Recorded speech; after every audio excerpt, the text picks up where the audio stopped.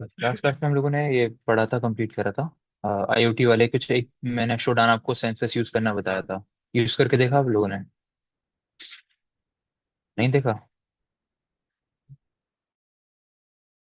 कुछ इन्फॉर्मेशन आपको मिली होगी, इन्फॉर्मेशन गैदरिंग के लिए आप यूज करते हो बेसिकली। जो चीज़ आप इंफॉर्मेशन गैदरिंग और स्कैनिंग में आप परफॉर्म करते हो, वल्नरेबिलिटी स्कैनिंग वगैरह, वो सारी चीजें शोडान अकेले कर सकता है पब्लिक आईपीस के ऊपर। तो अकाउंट बनाएंगे और टेम्पलेट से बनाए या फिर अपने नॉर्मल? अपने में से बनाना बना लो, कोई प्रॉब्लम नहीं है, बाकी टेम्प से भी बन जाएगा। कोई दिक्कत नहीं नहीं है, नहीं। गूगल से लॉगिन। हम्म, कर लो, आप टेम्प से बना सकते हो। हम पब्लिक करेंगे, किसी कंपनी का आईपी को हम उठा के डाल दें तो पूरा कंपनी का डिटेल देते हाँ, उस कंपनी जिस कंपनी की आईपी है वो, उस पे कौन कौन से पोर्ट्स ओपन है, अगर उस पे कोई वल्नरेबिलिटीज अवेलेबल है तो वो भी बता देगा आपको। हैं। सारे देख करना है इसको वर्क नहीं पाओगे ये कैमरा तो जो ओपन। वो आपको चेक करना पड़ेगा कि आप कंपनी का जैसे आप कंट्री बता दो वहाँ पे, आप कंपनी के बारे में बता सकते हो कि मुझे इस कंपनी के वेब कैम्स या कैमरा या कोई भी स्पेसिफिक कंपनी कंपनी का भी, जैसे अगर आप उसको ओपन करो दोबारा, आपके पास उसमें मॉडल का ऑप्शन है।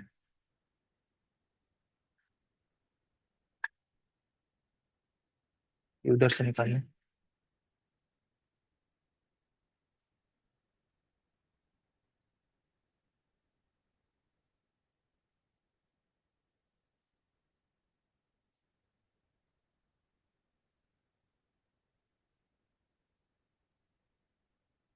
अगर आप लोग वापस से शोडान को ओपन करके देखें,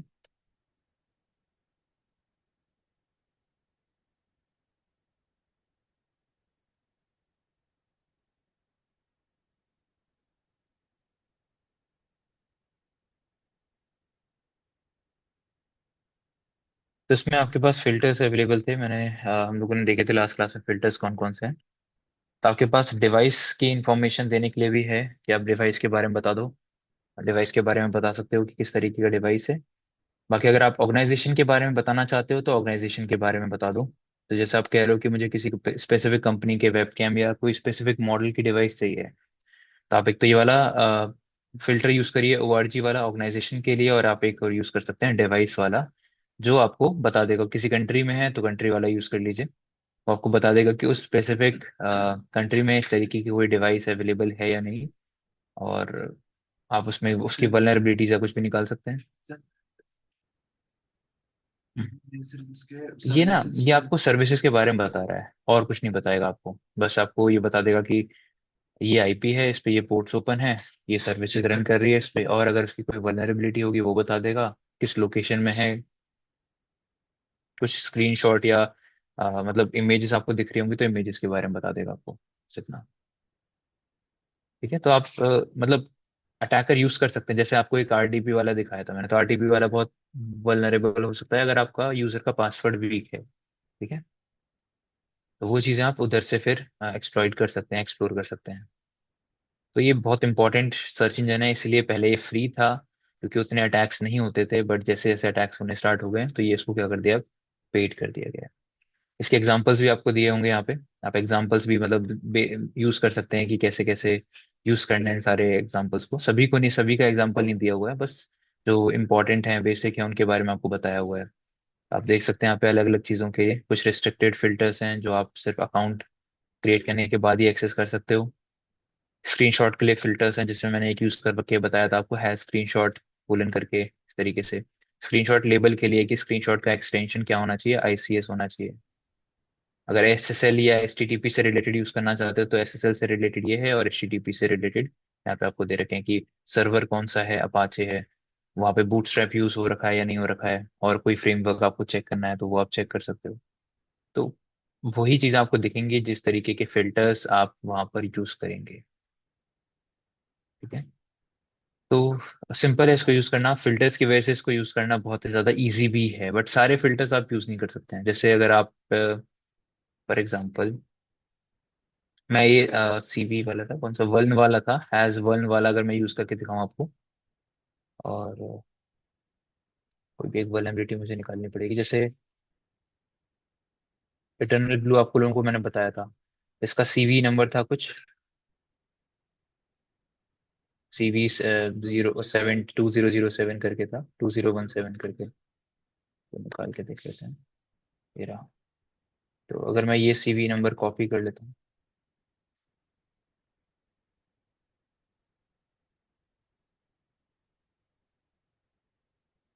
एंड यहाँ पर ये वाला फिल्टर अगर हम यूज करें हैज वन, और इसके पहले अगर हम लोग डाल दें विंडोज, तो आपको ना कुछ फिल्टर्स बताएगा कि आप यूज नहीं कर सकते हैं। जैसे देखते हैं ये वाला यूज कर पा रहे हैं या नहीं कर पा रहे हैं। जैसे ये वाला यूज हुआ है, तो यहाँ पर आपको वही सिस्टम्स दिखा रहा है जिसमें कौन सी वल्नरेबिलिटी अवेलेबल है, सीवी 2017 वाली। तो आपको वो सिस्टम्स यहाँ पे देखने के लिए मिलेंगे जहाँ पर इटर्नल ब्लू की वल्नरेबिलिटी मेंशन कर रखी होगी उन लोगों ने। तो आप इसको ओपन करके देखिए, इसके बारे में इंफॉर्मेशन निकालेंगे अगर आप, तो यहाँ पर आपको कहीं ना कहीं ये MS17010 इटर्नल ब्लू की जो वल्नरेबिलिटी थी वो यहाँ पर आपको दिखाई दे रही है। माइक्रोसॉफ्ट ने उसको जो नाम दिया था वो ये था MS17010। और जो सीवी के थ्रू, साइट और हम मतलब इंडिया के सर्वर पे वो एक्सेसिबल ये कैसे पता चलता है है। कि कहाँ कहाँ पे वो वेबसाइट एक्सेसिबल है, किस कंट्री में। जिस हम जैसे हमें कोई जो वो मिला उसकी आईपी यूआरएल मिला, आईपी हमने मिला। कॉपी करा वो एक्सेसिबल नहीं है। पर हम पता कैसे लगाएंगे कि कौन से नेटवर्क पे वो एक्सेसिबल। देखो ज्यादातर चीजें ना ऑटोमेटिकली, एक चीज होती है कि यूएसए से एक्सेसिबल होती हैं सारी चीजें। यूएसए में बहुत सबसे कम restriction all over the globe USA में लगाई जाती है। यूएसए से आप बहुत सारी कंट्रीज की वेबसाइट्स को एक्सेस कर सकते हो। तो अगर आपके पास एक वीपीएन सर्वर है, प्रॉक्सी है यूएसए की, तो वहां से आप डेटा एक्सेस कर पाओगे, कोई प्रॉब्लम नहीं आएगी। ठीक है। अदरवाइज ये पता करने के लिए कि कौन कौन सी कंट्री से एक्सेसिबल है या नहीं है, कोई वेबसाइट होना चाहिए आपके पास। इस चीज को सर्च कैसे करेंगे, नहीं ये नहीं बता सकता। ये तो सिर्फ आपको आईपी की इन्फॉर्मेशन बता रहा है, आईपी या डोमेन जो भी आप यहाँ पे सर्च करोगे ना आपके मशीन पे। नहीं नहीं। नेटवर्क एक्सटर्नल नेटवर्क यूज कर रहे हैं कोई हम्म, कंपनी हाँ तो किसी पोर्ट पे कर रहे हैं। हाँ बिल्कुल, ये सारे पोर्ट्स ही आपको दिखा रहा है ना। अगर वीपीएन चल रहा होगा तो यहीं पे दिखा देगा आपको कि एक पोर्ट ओपन है जिससे वीपीएन चल रहा है। वैसे आपने देखा भी था शायद लास्ट क्लास में, एक हाँ कोई कोई हमने देखा था, तो कोई एस वीपीएन करके था जो रन कर रहा था उसके पोर्ट पे। तो उनका जैसे उनका वो साइड टू साइड वीपीएन था। जैसे कुछ कंपनी क्या करती है, अपने खुद के वीपीएन सर्वर्स होस्ट करती है। तो आपने जैसे वो उनके मान के चलो अलग अलग कंट्रीज में उनकी ब्रांच है, तो वो एक कंट्री से दूसरे कंट्री के सर्वर्स को कनेक्ट करने के लिए, कम्युनिकेट करने के लिए उन वीपीएन सर्वर्स का यूज करते हैं। तो वहां पर आपको वो पोर्ट दिखा रहा था कि इस पोर्ट पे वीपीएन रन कर रहा है। जैसे हाँ तो हाँ मैंने बिल्कुल। पूछा था अगर हम वो एक्सेसिबल कैसे करते वो करने के लिए तो आपको वहां उस कंट्री का वीपीएन यूज करना पड़ेगा जहां पर वो एक्सेसिबल है। जैसे जैसे होता क्या है, आपका वीपीएन का कॉन्सेप्ट यही होता है। बेसिकली वीपीएन के पीछे ना प्रॉक्सीज वर्क कर रही होती हैं। मान के चलो कि कोई रशिया की वेबसाइट है, वो इंडिया में एक्सेसिबल नहीं है, वो एक्सेसिबल है यूएसए में। तो यूएसए के थ्रू आप उस रशिया वाली वेबसाइट को इंडिया में एक्सेसिबल करा सकते हैं। कैसे? डायरेक्टली आप एक्सेस करने का ट्राई करोगे तो आपको कोई रिस्पॉन्स नहीं मिलेगा। आपको कैसे करना पड़ेगा, आपको एक टनल स्टैब्लिश करनी पड़ेगी यूएसए से होते हुए। आपके सिस्टम से आप एक यूएसए के प्रॉक्सी सर्वर से कनेक्ट करोगे और उसको बोलोगे कि मुझे ये वेबसाइट एक्सेस करनी है, तो वो आपका ट्रैफिक रशिया वाले सर्वर्स तक लेके जाएगा। रिस्पॉन्स यूएसए के पास आएगा और वो यूएसए वो रिस्पॉन्स आपको फॉरवर्ड कर देगा। हैं जैसे एनजीओ करते हाँ वैसे पोर्ट फॉरवर्डिंग की हैं तरह, टनलिंग करके। ऐसे टॉर टॉर ब्राउज़र काम करता है। टॉर ब्राउज़र क्या करता है कि किसी भी स्पेसिफिक अलग अलग कंट्री, जैसे मान के चलो यूके है और जर्मनी है, ऐसे करके वो अलग अलग कंट्रीज के सर्वर्स पे हॉप बाय हॉप जाएगा और आपके ट्रैफिक को फाइनली लेके उस वेबसाइट तक जाएगा। तो आपका ट्रैफिक सभी को लगेगा कि यहाँ से आया है, बट वो ओरिजिनली आया था इंडिया से। ये टॉर का कॉन्सेप्ट होता है। तो टॉर भी आपके मल्टीपल प्रॉक्सीज पे वर्क करता है, एक नहीं, कम से कम उसमें 3 प्रॉक्सीज तो होती हैं जिस पे वो वर्क करता है। ये वही होती है। हाँ, तो आप उसमें ना basically multiple layers of proxy add कर सकते हो। तो उसमें नॉर्मली टॉर में 3 तो होती ही है, 3 अलग अलग, मतलब टॉर का एक सर्किट होता है, उसमें सर्किट में 3 प्रॉक्सीज होती हैं, अलग अलग कंट्रीज की हो सकती हैं, सेम कंट्री के अंदर 2 प्रॉक्सीज हो सकती हैं। तो वहां से आपका ट्रैफिक अलग अलग सर्वर से होता हुआ पहुंचता है उस पर्टिकुलर डेस्टिनेशन तक जहाँ पर वो जाना चाहता है। बाईपास कैसे? से ताकि आप नहीं, आप कैसे कर सकते हो? क्या? और से आपने भी कहा था कि मतलब देशी वाली वेबसाइट हाँ नहीं है, हाँ हाँ, तो उसके यूज करके वाली वेबसाइट लगे तो एक्सेस कर लिया, हाँ। लेकिन जो है वो ये प्रॉक्सी दिखाते नहीं कर सकते कि मैंने कहाँ से वो ट्रांसलेट प्रॉक्सी हटा नहीं सकते, वो प्रॉक्सीज वाला जो प्रॉक्सी सर्वर उनसे पूछ सकते हैं आपकी इन्फॉर्मेशन, आपको उनको कांटेक्ट करना पड़ेगा। हाँ, वो यूएस वाले प्रॉक्सी को कांटेक्ट करेंगे ताकि वो आपकी इन्फॉर्मेशन बताए कि ये एक्चुअल में सोर्स क्या था इस आईपी का। और टॉर के केस में क्या होगा, यहाँ पे उन्हें मल्टीपल सोर्सेस से इन्फॉर्मेशन पता करनी पड़ती है, इसलिए ये चीज और टफ हो जाती है कि पहले अब रशिया को पता चलेगा कि आईपी ये इन्फॉर्मेशन कहाँ से आई थी, यहाँ से आई थी। अब इससे इसकी इन्फॉर्मेशन मिलेगी, अगर ये देगा इन्फॉर्मेशन तो फिर इस वाले से इसकी इन्फॉर्मेशन मिलेगी यूएसए की, और फिर यूएसए से इंडिया वाले की इन्फॉर्मेशन मिलेगी। तो टॉर में ये चीज इसलिए डिफिकल्ट हो जाती है ट्रैक करना कि किसने कहाँ से वो ट्रैक।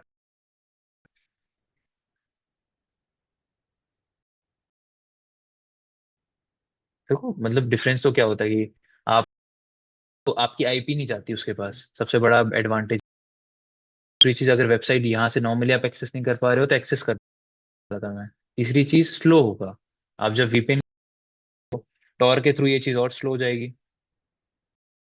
कम्युनिकेट करोगे तो चीजें जल्दी आउटपुट आपको जल्दी मिलेगा, जितनी ज्यादा उतना ज्यादा टाइम लगेगा आपको रिस्पॉन्स मिलने में। तो होगा, लेकिन हाँ सिक्योर होगा, आपके बारे में किसी और को थे वो जो एक्चुअल में उस रिक्वेस्ट भेज रहे थे।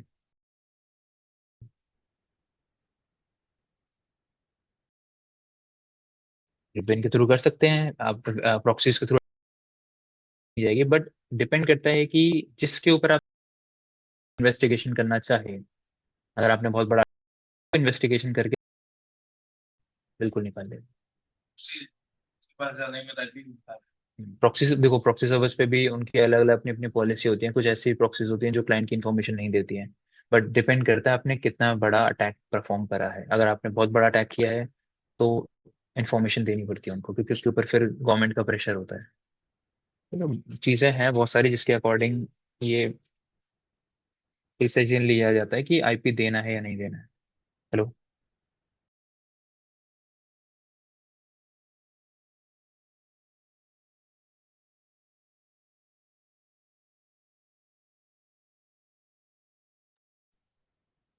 ठीक है, तो समझ आ गया आप लोगों को? तो शोडान को आप यूज कर सकते हो। अब देखिए इसके सारे फिल्टर्स ट्राई करके देखिए, जैसे मैंने अभी एक यूज करके देखा हैज वन वाला, वो भी वर्क कर रहा है यहाँ पे। बट कुछ फिल्टर्स ऐसे होंगे जो वर्क नहीं करेंगे, तो आपको इनको भी ट्राई कर लेना। जो भी स्क्रीनशॉट होगा यहाँ पे वो भी आपको दिखा देगा। कंट्री के अकॉर्डिंग देखना है तो कंट्री, अब यही चीज आप इंडिया में देखना चाहते हैं तो आप कंट्री वाला टैग लगा दीजिए कि इंडिया में कितने ऐसे सर्वर्स हैं जिसमें इटर्नल ब्लू की वल्नरेबिलिटी है, तो आपको इंडिया के बारे में इंफॉर्मेशन निकाल के दे देगा। 3700 के अराउंड आपको इन्फॉर्मेशन है। कैसे ये भी हो सकता है, अगर आपको कोई कंपनी पता है तो कंपनी का आप यहाँ पे ऑर्गेनाइजेशन के उस पर डाल दो। अब ऑर्गेनाइजेशन कैसे डालें, जैसे कि माइक्रोसॉफ्ट डाल के देखते हैं, ORG। अच्छा, माइक्रोसॉफ्ट नहीं, माइक्रोसॉफ्ट का तो विंडोज दिखाएगा ही, कोई और कंपनी। जैसे ये है LHY टेक्नोलॉजीज।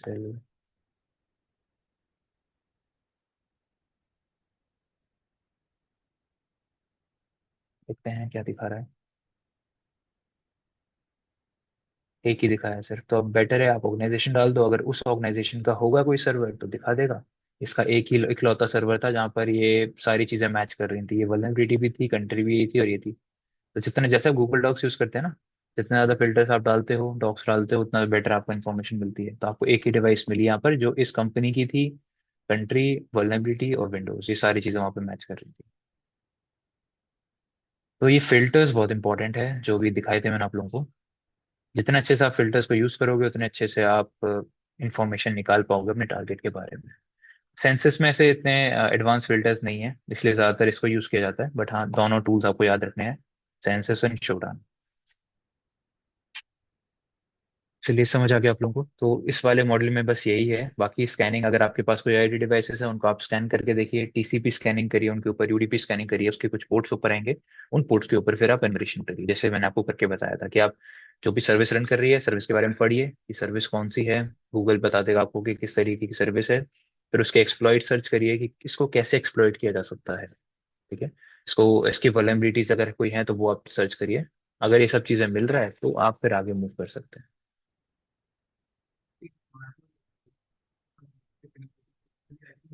उसमें आई ब्लूटूथ से हो रही है तो आईपी नहीं होती, ब्लूटूथ में सिर्फ मैक एड्रेस पे वर्क करता है।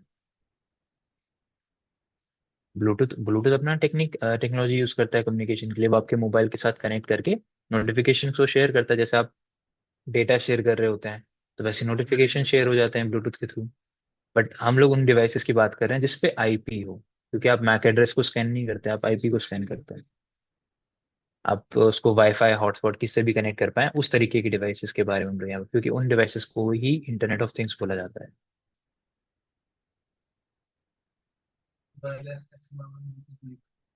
क्या कह रहे हैं आप? ब्लूटूथ,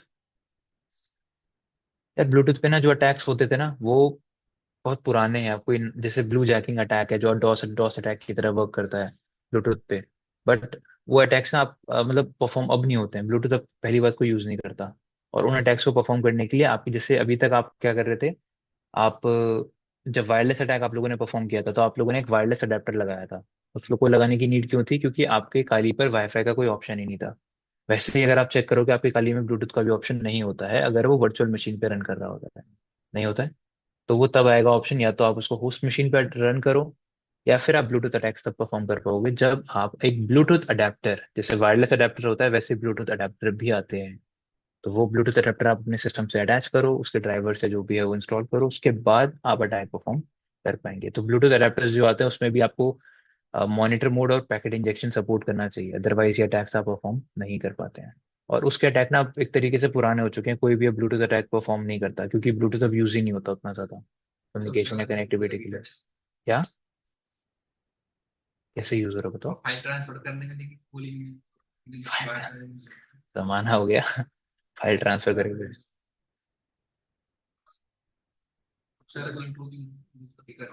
ब्लूटूथ यूज तब होता है जब आप ईयरफोन्स वगैरह को कनेक्ट करते हो, बस इस चीज के लिए। पहले पहले यूज होता था कि डेटा ट्रांसफर कर रहे हो तो उस समय डेटा स्निफ किया जाता था, उसमें एक अटैक होता था ब्लू स्नार्फिंग, जो ब्लूटूथ के थ्रू स्निफिंग कर सकता था। वायरशार्क में मॉड्यूल्स होते हैं ब्लूटूथ के थ्रू भी स्निफिंग करने के। बट आपके पास अगेन वायरलेस अडेप्टर, वो ब्लूटूथ अडेप्टर होना चाहिए उस अटैक को परफॉर्म करने के लिए। ठीक है। उसके लिए कोई अटैक, ब्लू जैकिंग नहीं, सुनने के लिए कोई अटैक नहीं पता। स्निफिंग कर सकते हो आप, क्योंकि देखो यहाँ पे डेटा स्निफ कर सकते हो, सुन नहीं सकते आप।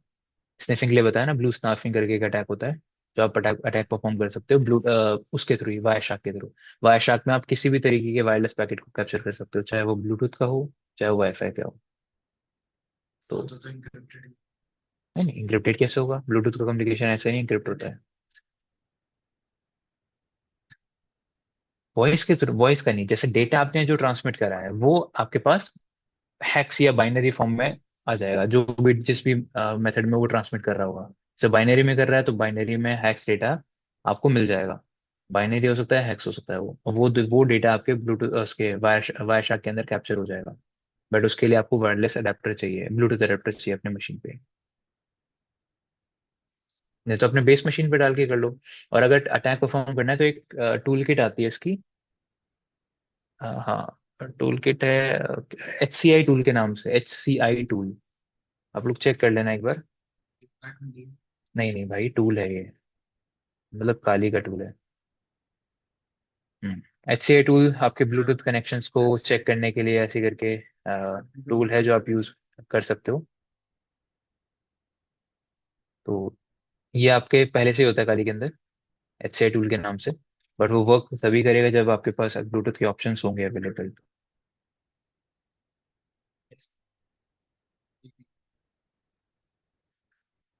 ब्लूटूथ अडेप्टर आपके मशीन पे तो है ना, तो आप लाइव बूट कर लो। लाइव बूट करके कर सकते हो।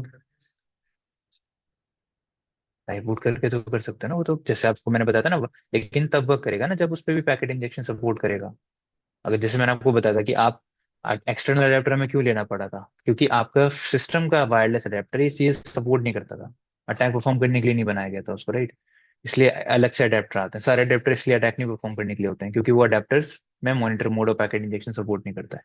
वैसे ब्लूटूथ के भी आते हैं अडेप्टर्स, तो ब्लूटूथ के भी आप वही अडेप्टर चूज करते हो जिसमें ये ऑप्शन हो। अदरवाइज वैसे तो अब नहीं आते, मैं बता रहा हूँ ना, अब आते ही नहीं है। पहले आप मान के चलो 7 to 8 years पहले ये सब चीजें थी, अडेप्टर्स वगैरह थे। सर्च कर लो, मिल भी सकता है आप लोगों को।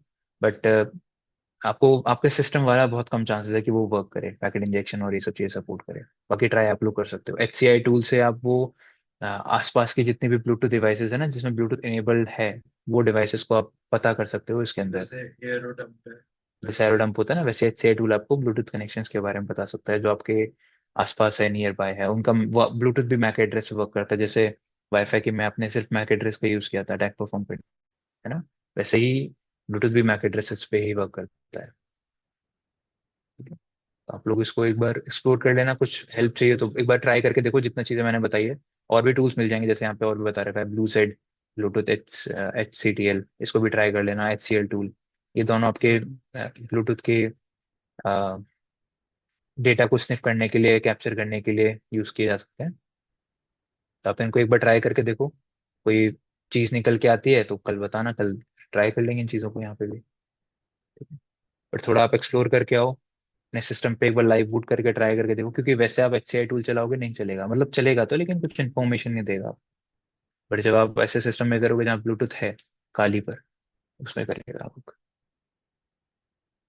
कुछ वेबसाइट्स पे वो होती है जो हैकर्स होते हैं वे अपने बैनर लगा देते हैं, हैक करके अपना बैनर लगा देते डीफेस कर देते हैं वेबसाइट हैं को। bot। तो उसके लिए कोई टूल होता है स्क्रिप्ट। क्रॉस साइट स्क्रिप्टिंग के थ्रू भी कर सकते हो आप फाइल परमानेंट अपलोड करके भी कर सकते हो। परमानेंट, हाँ। साइट डाउन स्टोर्ड, करके। स्टोर्ड, स्टोर्ड एक्सेस से तो हो सकता है। जैसे आपने किसी वेबसाइट पे स्टोर्ड एक्सेस वल्नरेबिलिटी निकाली, तो वल्नरेबिलिटी क्या करती है आपको, कोई भी स्टोर्ड स्टोर्ड एक्सेस बताया अच्छा था अच्छा। ना, परमानेंट परसिस्टेंट जो होती है, उसमें आपने कोई जावास्क्रिप्ट का कोड डाल दिया, एक इमेज डाल दो, इस उस इमेज में आप जो भी मैसेज शो करना पहले है वो दिखा डाउन दो। करेंगे डाउन कुछ नहीं करना है, सीधा एक्सेस ऐसे के थ्रू तो डायरेक्टली कर सकते हो ना। परमानेंट। हाँ, स्टोर्ड स्टोर्ड इसलिए तो वो यूज कर रहा हूँ मैं वहाँ पे। स्टोर्ड एक्सेस जो है पर वो, वो वेबसाइट दोबारा सही हो सकती है ना क्योंकि हाँ, वहाँ पे अगर वो कमेंट हटा देंगे तो ठीक हो जाएगी। बाकी आप उसके थ्रू भी कर सकते हो, कमांड इंजेक्शन के थ्रू भी कर सकते हो। आईडी जैसे चेंज कर। एग्जिस्टिंग जो कोड है वेबसाइट का, उस कोड के अंदर मॉडिफिकेशन कर दो कमांड इंजेक्शन की मदद से, उसके थ्रू भी आप कर सकते हो। इसके अलावा अभी एक और बताया था, कौन सा था? और क्या बताया था मैंने, भी एक और बोला था आपको भाई, एक्सेस, मेन तो यही होते हैं। कमांड इंजेक्शन,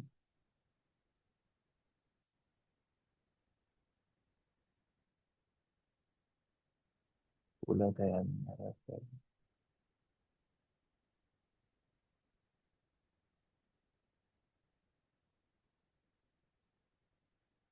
फाइल अपलोड करके, मेलिशियस फाइल सब अपलोड करते हो ना, तो आप एग्जिस्टिंग फाइल को रिप्लेस कर दो। जैसे मान के चलो वहाँ पे कोई इमेज पड़ी हुई है, आपने उसी नाम से एक और इमेज बना के वहाँ पे ओवरराइट कर दिया उसको। अब वो जो इमेज थी उसके अंदर कुछ पहले कुछ और पिक्चर दिख रहा था, कुछ और कंटेंट था, अब आपने उस फाइल को मेलिशियस कंटेंट के साथ रिप्लेस कर दिया। मेलिशियस कंटेंट मतलब जिससे आपकी वेबसाइट पर वो बैनर जो है, अटैकर का जो बैनर है, अटैकर का टैग है, या उसने सिर्फ इतना लिख रखा है यू हैव बीन हैक्ड, इस तरीके के मैसेजेस शो हो सकते हैं फाइल अपलोड करके भी। तो ये कुछ एग्जांपल्स हैं जिससे आप वेबसाइट्स को डिफेस कर सकते हो।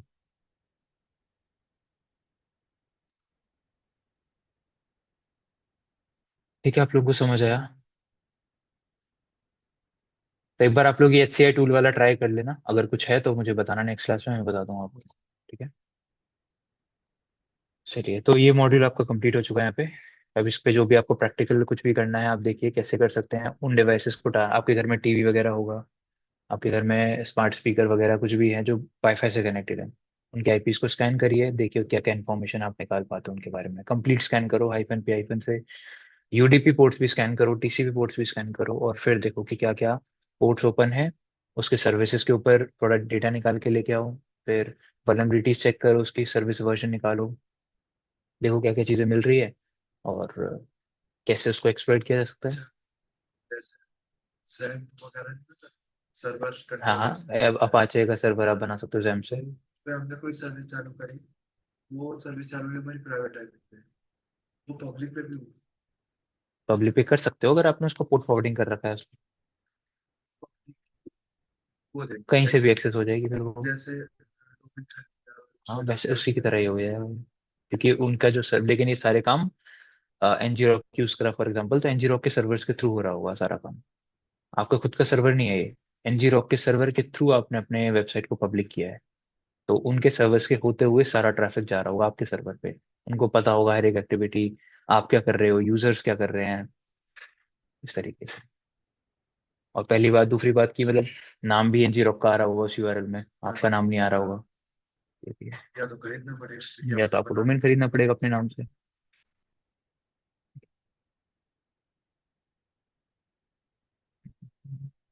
चलिए ठीक है। अब लास्ट मॉड्यूल आपका जो अवेलेबल है, वो है, जो बचा हुआ है वो है क्लाउड कंप्यूटिंग। क्लाउड आप लोग ने ऑलरेडी पढ़ा होगा। पढ़ा है सभी ने क्लाउड? बेसिक चीजें तो, अरे भाई नो कैसे कह रहे हो? किसने कहा no? आपने नहीं पढ़ा क्लाउड? क्लाउड तो है ही ना। क्लाउड तो AWS है। ठीक है। क्लाउड देखो, इस मॉड्यूल के अंदर क्या क्या चीज आएंगी। सबसे पहले तो क्लाउड है क्या, इसको समझ लेते हैं। फिर इसमें कुछ टाइप्स ऑफ सर्विसेज हैं, डिप्लॉयमेंट मॉडल है, आर्किटेक्चर है। फिर उसके बाद डॉकर है। डॉकर बहुत बड़ी टेक्नोलॉजी है जो कंटेनर बेस्ड टेक्नोलॉजी है, क्लाउड या वर्चुअल मशीन्स पर वर्क करती है। उसको समझेंगे कि कैसे काम करना है आपको। तो सबसे पहले स्टार्ट करते हैं क्लाउड पे। क्लाउड क्या है आप लोग बता सकते हो, जिन लोगों को पता है? AWS आप लोगों ने यूज करके देखा? सिर्फ स्टोर करने के लिए यूज होता है या और कुछ? नोन। अच्छा, नो हार्डवेयर। ठीक है। और कोई फिजिकल चीज। तो हार्डवेयर कहीं ना कहीं तो है ही ना। नहीं नहीं, हार्डवेयर कहीं ना कहीं तो है ही, वैसे भी ऐसा तो नहीं है कि है ही नहीं कहीं पे भी। ठीक है। तो क्लाउड का कॉन्सेप्ट है, पहले क्लाउड से पहले क्या था आपके पास, ऑन प्रेमाइज यूज होते थे। मतलब जितने सर्वर्स पहले थे वो आपके कंपनी के प्रेमाइज के अंदर यूज होते थे, कंपनी के एनवायरनमेंट के अंदर, कंपनी के ऑफिस के अंदर सारे सर्वर्स रखे जाते थे, जिन सर्वर्स के अंदर उनका डेटा, वेबसाइट, सब चीज होस्ट होती थी। अब उन चीजों को कहाँ पे शिफ्ट कर दिया है? ऐसी लोकेशन पर जो आपके नेटवर्क के अंदर नहीं है। और वो लोकेशन को क्लाउड के टर्म्स में रिप्रेजेंट करते हैं, क्योंकि वो वर्चुअल लोकेशंस होती हैं। अब आपकी मशीन्स जो पहले फिजिकल मशीन्स थी वो अब क्या बन चुकी हैं? Virtual machine. जैसे आप काली और ये सब चलाते हो वर्चुअल मशीन पे, तो आप उनको वर्चुअल मशीन ही बोलते हो ना, क्योंकि ये फिजिकल मशीन नहीं है आपका। तो वैसे ही यही सारी चीजें आपके मशीन से लेकर आपके फिजिकल इन्वायरमेंट, मतलब आप चाहे अपने नेटवर्क के अंदर वर्चुअल मशीन यूज कर लो, वो भी क्लाउड नहीं है। क्लाउड वो होगा जहां पर ये जो वर्चुअल मशीन्स हैं वो आपके नेटवर्क के अंदर रन नहीं कर रही हैं। वो किसी ऐसे नेटवर्क पे रन कर रही हैं जो आपसे आपकी पहुंच से दूर है, जो कि जहां पर और भी लोगों का डेटा स्टोर है, और भी लोग अपने वहां पर डेटा स्टोर करके रख रहे हैं। तो उस तरीके के सर्वर्स को पर आप भी अपने काम कर रहे होते हैं। सिर्फ डेटा स्टोर नहीं करना, आपको अपने वर्चुअल मशीन होस्ट करनी है, वेबसाइट होस्ट करनी है, कोड एग्जीक्यूट करके देखना है, अपना डेटाबेस बनाना है, वेबसाइट होस्ट करनी है, डोमेन होस्ट करना है। उन सारी चीजों के लिए आप क्या यूज कर सकते हैं? क्लाउड का यूज करते हैं। ठीक है। तो सिर्फ डेटा स्टोर नहीं, बहुत सारी ऐसी चीजें हैं जिसको आप अचीव करने के लिए, अपना एक वर्चुअल नेटवर्क बनाने के लिए भी आप क्लाउड का यूज कर सकते हैं। ठीक है। तो उस चीज को बोला जाता है क्लाउड कंप्यूटिंग। ठीक है। अब क्लाउड में ऐसे बहुत सारी सर्विसेज हैं। क्लाउड के एडवांटेजेस क्या हुए पहले इसको डिस्कस कर लेते हैं। क्या क्या एडवांटेजेस मिलते हैं आपको क्लाउड से?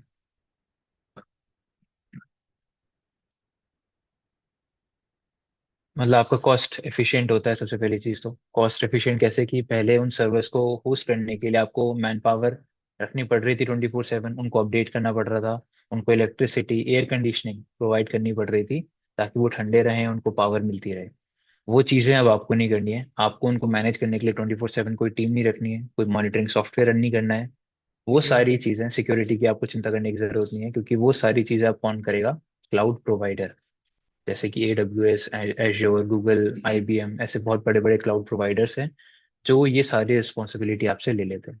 ठीक है। तो पहला एडवांटेज इसका हो गया कि ये कॉस्ट एफिशिएंट हो जाता है क्लाउड को यूज करना। ठीक है। दूसरी चीज क्या है? फ्लेक्सिबिलिटी। आपको मिलती है फ्लेक्सिबिलिटी। पहले आपको डेटा को एक्सेस करने के लिए नेटवर्क के अंदर आना पड़ता था, लिमिटेड एक्सेस रहता था उसका। अब क्या है, क्लाउड के थ्रू आप अपने डेटा को कहीं से भी एक्सेस कर सकते हो, क्योंकि वो पब्लिक सर्वर्स पे रन कर रहा होगा। आप उनको पब्लिक सर्वर्स के थ्रू कहीं से भी एक्सेस कर सकते हो, चाहे आप अपने घर पे हैं, ऑफिस में हैं, या किसी और लोकेशन पे हैं, आप उनको एक्सेस कर सकते हो। आपको डेटा पे फ्लेक्सिबिलिटी मिलती है, अपने मशीन्स पे, अपने सर्विसेज पे फ्लेक्सिबिलिटी आपको मिल जाती है। तीसरी चीज क्या होती है, स्केलेबिलिटी। स्केलेबिलिटी का मतलब, स्केलेबिलिटी मतलब कि आपके जो सर्वर्स रन कर रहे हैं, मान के चलो आपने अभी 2 सर्वर चला रखे हैं वेबसाइट को होस्ट करने के लिए।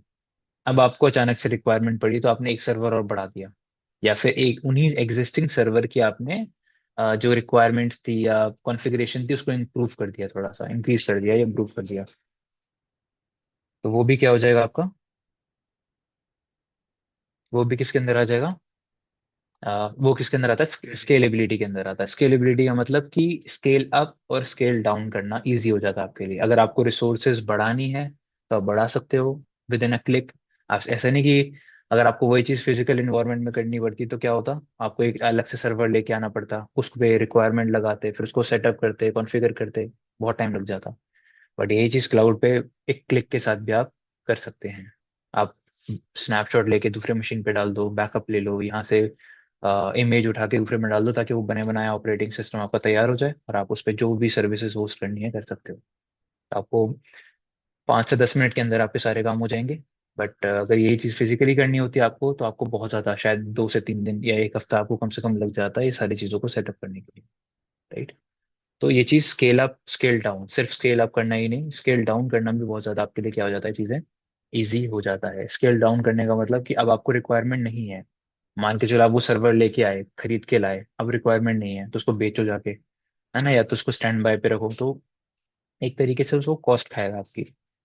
तो इससे बेटर है कि आप क्लाउड पे विद इन मतलब क्लिक्स के साथ आप सारी चीजें हटा सकते हो, और क्लिक्स के साथ ही वो सारी चीजें वापस से लगा सकते हो अपने सर्वर्स के साथ। तो स्केलेबिलिटी आपको मिल जाती है क्लाउड पर। सिक्योरिटी तो मिलती है, क्योंकि आपको वो चीज़ें पहले खुद के इन्वायरमेंट में फायरवॉल, नेटवर्क सिक्योरिटी की भी टीम रखनी पड़ती, जो कि फायरवॉल, आईडीएस, आईपीएस, सॉफ्ट वाली टीम रखनी पड़ती जो मॉनिटरिंग करती। ये चीज़ें अभी आपको करने की जरूरत नहीं है, क्योंकि ये सारी चीज़ें आपको क्लाउड प्रोवाइडर करके देगा। वो आपके डेटा को इस जगह रखेगा जहाँ पर वो ऑटोमेटिकली सिक्योर हो, फायरवॉल्स के पीछे हो, आईडीएस लगा हो, कुछ मेलिशियस होगा तो आपको अलर्ट भी जनरेट करके दे सकता है। इस तरीके की सर्विसेज आपको मिलती हैं क्लाउड पर। ठीक है, तो सिक्योर भी है क्लाउड को यूज करना।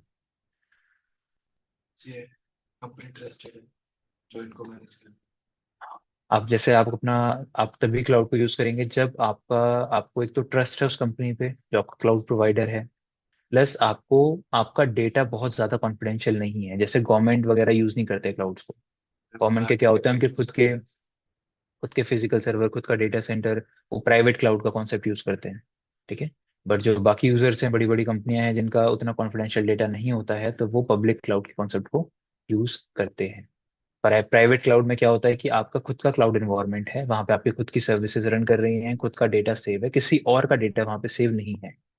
और पब्लिक क्लाउड में क्या होता है, जिस सर्वर पे आपका डेटा पड़ा हुआ है, उसी पे आपके साथ साथ किसी और कंट्री का भी, किसी और कंपनी का भी डेटा हो सकता है। तो अगर एक गलती से किसी एक ने कुछ मिसकॉन्फ़िगरेशन करी अपने सर्वर पे, अपने वर्चुअल मशीन्स पे, तो उसके थ्रू हो सकता है कि वो पूरा सर्वर या डेटा सेंटर कॉम्प्रोमाइज हो जाए और सभी का डेटा लॉस हो जाए। तो इसीलिए इन चीज़ों को प्रोटेक्ट करने के लिए कुछ कंपनियां हैं जो प्राइवेट, की गवर्नमेंट जो होती है वो प्राइवेट करती है। समझ आया आप लोगों को? तो क्लाउड एडवांटेजेस।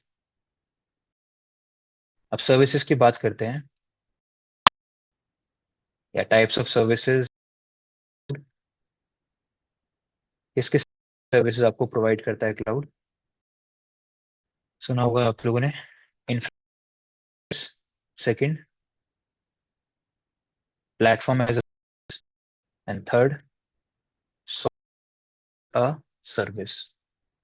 ये 3 तरीके जो आपको क्लाउड प्रोवाइड करता है, infrastructure as a service, platform as a service, and software as a service. इन तीनों का मतलब क्या होता है, बताइए। हम्म, क्या मतलब होता है, infrastructure as a service, software as service? नहीं पता?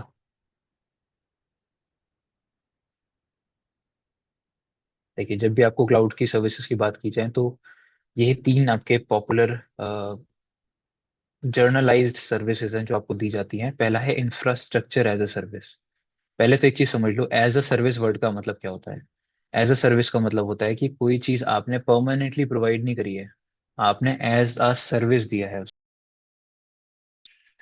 मान के चलो, आप बहुत सारी कार्स हैं, आपने किसी को कार रेंट दे दी कि आप जाइए, आप ये कार रेंट पे ले लो और जो भी रेंट बैठेगा वो आप मुझे प्रोवाइड कर देना। आप 2 दिन यूज करोगे, 2 दिन। तो वैसे उन चीजों को क्या बोलते हैं? As a service. आपने उसको car as a service provide करी, ठीक है, तो वो आपको कार को यूज कर। तो वैसे ही इंफ्रास्ट्रक्चर एज अ सर्विस का मतलब क्या हुआ कि आपने, मतलब क्लाउड प्रोवाइडर ने क्या एज अ सर्विस प्रोवाइड कर रखा है? इंफ्रास्ट्रक्चर। इंफ्रास्ट्रक्चर में क्या क्या चीजें आ जाती हैं? वर्चुअल मशीन्स आ जाती हैं, ठीक है। वर्चुअल मशीन्स मतलब कि वो जो आके देगा उस फिजिकल मशीन में। तो फिजिकल मशीन रखी होगी कहीं ना कहीं उनके डेटा सेंटर में, जिसमें से एक इंस्टेंस, इंस्टेंस का मतलब क्या होता है? उस मशीन का एक छोटा सा पार्ट आपको, वो पूरी मशीन नहीं देता है। जैसे क्लाउड का डेटा सेंटर है, उसमें बड़े बड़े सर्वर्स रखे होते हैं, तो उन सर्वर्स में से छोटा इंस्टेंस आपको प्रोवाइड किया जाता है। तो एक इंस्टेंस किसी को एक को दे दिया, दूसरा इंस्टेंस किसी और को दे दिया। तो ये जो इंस्टेंसेस होते हैं ये अलग अलग रैम पे और अपने प्रोसेसिंग पे काम कर रहे होते हैं। तो इंफ्रास्ट्रक्चर में क्या आ जाता है? ये इंस्टेंस, इसमें जो रैम लगी हुई है, मेमोरी लगी हुई है, ठीक है। इसके अलावा नेटवर्क आपको प्रोवाइड करता है वो इसके साथ। इसके अलावा रन टाइम इन्वायरमेंट देता है, कर्नल देता है, ताकि ये प्रॉपरली वर्क कर पाए। अगर रन टाइम नहीं देगा तो ये इन्वायरमेंट रन नहीं कर पाएगा, आप तक एक्सेसिबल नहीं होगा ये, ठीक है। तो ये सारी चीजें आपको वो इंफ्रास्ट्रक्चर एज अ सर्विस में प्रोवाइड करता है। अब आपका काम क्या होता है यहाँ पर? सिस्टम होस्ट करना पड़ता है अपने मन का। आपको करना है, जो प्लेटफॉर्म रन करना है वो आपके मन का होगा। आपको डेवलपमेंट करना है तो डेवलपमेंट वाले प्रोग्राम्स आपको खुद डालने पड़ेंगे। आपको वेबसाइट होस्ट करनी है तो वेबसाइट होस्ट करने के लिए जो भी सेटिंग्स है वो आपको खुद करनी पड़ेंगी। घर पे ऑपरेटिंग सिस्टम भी आप खुद चूज करोगे, विंडोज चाहिए, मैक चाहिए, लिनक्स। तो ये सब चीजें आपके ऊपर हैं, बट इंफ्रास्ट्रक्चर आपको मिल जाएगा बना बनाया, ठीक है। तो वो किसके अंदर आता है? इंफ्रास्ट्रक्चर एज अ सर्विस के अंदर। सेकंड होता है प्लेटफॉर्म एज अ सर्विस। जैसे आप लोगों ने इंफ्रास्ट्रक्चर एज अ सर्विस का एग्जांपल आप लिख सकते हैं EC2। आप लोगों ने EC2 यूज करा होगा। EC2 का मतलब क्या होता है? वो आपको इंस्टेंसेस बना के देता है, तो आपको वो इंस्टेंसेस के साथ साथ नेटवर्क नेटवर्क वगैरह देता है, और बाकी आपके ऊपर होता है कि आप कौन सा ऑपरेटिंग सिस्टम देते हैं, उसमें चूज करते हैं। क्या काम करना है वो आपके ऊपर है। वेबसाइट बनानी है, साइबर सिक्योरिटी के लिए यूज करना है, किसी और पर्पज के लिए यूज करना है, वो आपके ऊपर है, ठीक है।